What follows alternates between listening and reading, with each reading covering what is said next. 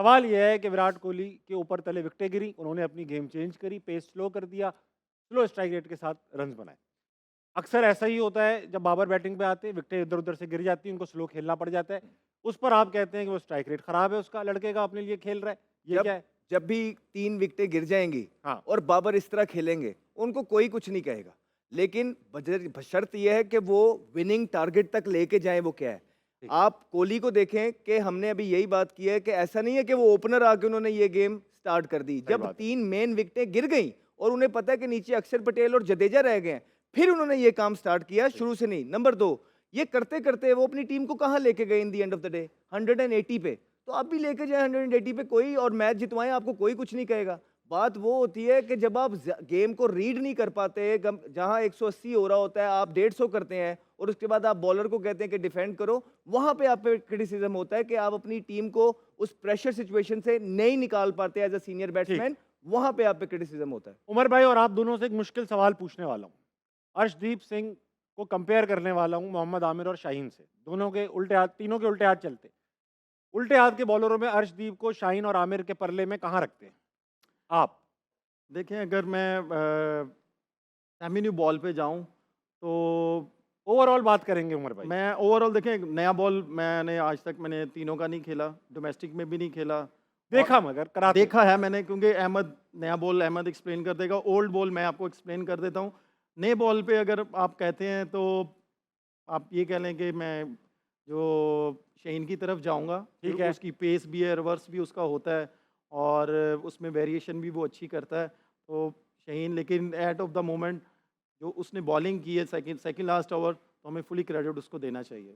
लेकिन अहमद भाई एक बात बताइए, अर्शदीप मेरे ख्याल से ऐसा देखने में लगता है, हम क्रिकेट देखते आए और कंपेयर करते हैं क्रिकेटर्स को, स्किल वाइज मोहम्मद आमिर और शाहीन लगता है कि ज़्यादा स्किल्ड हैं और अर्शदीप लगता है कि एक बहुत ही लिमिटेड रिसोर्सेज के साथ पूरी फोकस के साथ बॉलिंग करा रहे हैं। जब वो बंदा एज स्किल्ड नहीं है, लेट्स से आमिर और शाहीन, ये मेरी एजम्पशन है, उसके अंदर इतना कॉन्फिडेंस कैसे है कि वो इतने बड़े लेवल पर, इतने प्रेशर मैच में इतनी एक्यूरेट बॉलिंग करा रहा है? और हमारे इतने लेजेंड्स, इतने बड़े पक्के बॉलर, इतने एक्सपीरियंस बॉलर, वो वो फॉल्टर कर जाते हैं कैसे? टीम एनवायरनमेंट भी बड़ा मैटर करता है। और अगर आप शाहीन की बात करेंगे, देखिए शाहीन जब आए थे और उसके हाँ, बाद जब वो पाकिस्तान टीम में सेटल हुए, हाँ, वो बड़ी ज़बरदस्त बॉलिंग कर रहे थे। बिल्कुल उस ठीक दिन बात। दुनिया में उन्होंने अपना नाम कमाया और उनकी जो वजह शोहरत बनी, वो जो पहले ओवर में विकेट विकेट लेते थे लेते थे। उसे। अगर आप इंजरी के बाद शाहीन को, जो मैंने नोटिस किया है, एक तो उनकी पेस थोड़ी सी ड्रॉप हुई है, हुई ये है। तो मतलब ये तो आ जाती है सामने, वो आपकी हाँ, पेस ड्रॉप हुई है। हाँ, उसके बाद जब अब शाहीन जोर लगाने जाते हैं पहले ओवर में, हाँ, तो आप देखें वो जो राइटी को एक जगह से, जिस तरह मैं ओपनर हूँ, अंदर ला बड़ा रहे लेट स्विंग होता था और वो डिसीव करते थे। मतलब यहाँ तक होता था कि बैट्समैन उनके लिए तैयार खड़े होते थे, लेकिन फिर भी उनके डिफेंस को वो डिसीव कर जाते थे। इट मीन्स कि वो कुछ ऐसा कर रहे थे उनकी बॉल में, उनका लेट डिपर होता था, अंदर आता था, विच वॉज अनप्लेबल।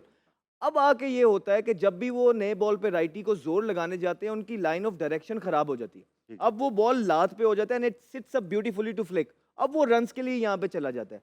अभी भी वो जब लेफ्टी को बॉल करते हैं, तो वो उनकी बॉडी ठीक लगती है, अच्छी जगह पे हो जाता है। लेकिन जो राइटी को वो करते होते थे, थोड़ा सा ऑफ स्टंप से जो बॉल उनका मिडल स्टंप और लेग कर्व स्टंप की होता था। तरफ आता था और लेट तेज आता था, तो वो अब नहीं आ रहा, जिसमें पेस भी थोड़ी सी घट गई है और उसके बाद जब वो जोर लगाने जाते हैं तो लाइन ऑफ डायरेक्शन खराब हो गई है। आई थिंक यही एक चीज़ है जिस पे शाहीन को काम करना है। अदरवाइज अगर आप अर्शदीप को देखेंगे, देखें जी, बॉलर वो है ताबिश भाई, जो अपने मुल्क को मैचेस जितवाए, जो प्रेशर सिचुएशन में अपने आप को काम रखे, कंपोज ठीक है। रखे।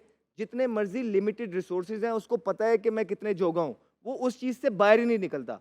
और आप देखें कि वो जो भी बॉल करता है एक्यूरेट करता है, ठीक। यॉर्कर करता है तो एक्यूरेट करता है, बाउंसर करता है तो यहाँ बॉलिंग नहीं करता। हाँ, वो बाउंसर करता है तो पूरा, जब हमारी जुबान में कहते हैं कि पूरा बाउंसर करना है, आपको उसका बाउंसर यहाँ मिलेगा। अगर वो लेंथ बॉल करता है तो विकेट के बीच में करता है। मतलब स्मार्ट बॉलर है, उसको पता है कि मैंने किस बैट्समैन को कहाँ बॉलिंग करनी है और उसकी जो एग्जीक्यूशन है, कंडीशंस के हिसाब से, गेम अवेयरनेस जिस तरह हम बात करते हैं उसकी, उसके बाद जो कंडीशंस के हिसाब से उसको एग्जीक्यूट करता है, दैट इज फिनोमिनल, जिसकी वजह से वो अपने मुल्क के लिए बेहतर परफॉर्मेंस कर रहा बहुत अच्छी बात कर दी आपने। अब मुझे ये बताएं, ये जो अर्शदीप हैं और जो बुमराह हैं, इनकी गेम अवेयरनेस, हमने पिछले वर्ल्ड कप में कोहली को भी देखा था, नो बॉल पे उनकी विकेट पे बॉल लगी, उन्होंने रन लिए थे और वो हम कह रहे थे गलत है गलत है, मगर वो एकदम परफेक्ट डिसीजन था। ये जो गेम अवेयरनेस है, ये एक इंडिया के लड़के और बाकी टीमों के लड़के घर से लेकर आते हैं या इनको जब ये नेशनल टीम में आ जाते हैं इनको सिखाई जाती है? मेरा ख्याल है कि इनको गेम अवेयरनेस होती है और इनके कोचिंग स्टाफ को मैं क्रेडिट देता हूँ। उनके पास लेजेंड होते हैं, उन्होंने भी बहुत ज़्यादा वो सर्विस, सिखाते हैं। बहुत बहुत उन्होंने अपनी कंट्री को सर्व किया होता है। जैसे राहुल द्रविड़ हैं, काफ़ी उनका कोचिंग स्टाफ, बहुत बड़े बड़े नाम हैं, लेकिन वो जब कोचिंग करते हैं ना अपने प्लेयरों की, ठीक। वो ये नहीं कहते कि हमने अपने टाइम पे ये किया था, हमने ये किया था। वो एक कोच बन के उनको ट्रीट करते हैं अपने प्लेयरों को। वो हाँ। ये नहीं करते कि यार मैं बड़ा प्लेयर हूँ और मैंने ये काम किया अपनी कंट्री के लिए, तुम ज़रा थोड़ा सा स्पेस रखो मेरे से। तो मेरा ख्याल है कि मैं अपने पाकिस्तान की बात करूँगा कि हमारे पाकिस्तान में कुछ ऐसे कोच आए हैं कि वो अभी तक उनकी शर्ट नहीं उतर रही थी। वो कह रहे थे कि नहीं भाई, हम मैं चला हैं, जाता हूँ बैटिंग पे। हम हैं, आप हमारी बात मानो, हमने जो कहना है वो करो अंदर जाके, जो हमने प्रैक्टिस करवानी है वो करो आप प्रैक्टिस। तो मेरा ख्याल है कि गेम अवेयरनेस बाहर कोचिंग स्टाफ जो होता है ना, उन वो भी सिखाते हैं और प्लेयरों को भी खुद वो आती पता है, होती है। क्योंकि आईपीएल में जिस तरह वो क्रिकेट खेलते हैं, हुँ। जैसे उनकी फ्रेंचाइजीज हैं, उनकी फ्रेंचाइजीज में पूरी दुनिया के कोचेज आते हैं। हमारे यहाँ भी आते वो उनके साथ काम करते हैं, सारा कुछ करते हैं और इतने क्राउड में खेलते हैं, उनको वो प्रेशर को हैंडल करना वो जानते हैं। तो मेरा ख्याल है फुल क्रेडिट मैं इंडियन क्रिकेट बोर्ड ठीक। को देता हूँ। अहमद भाई आप हम बताएं। एजुकेशन की बात करते थे उस दिन, तो ये एजुकेशन। चीजें इसमें भी आती हैं। जो जितना एजुकेटेड होगा वो उतने अच्छे तरीके से सिचुएशन को अंडरस्टैंड कर पाएगा और फिर अपने डिसीजन ले पाएगा। सिंपल सी बात है।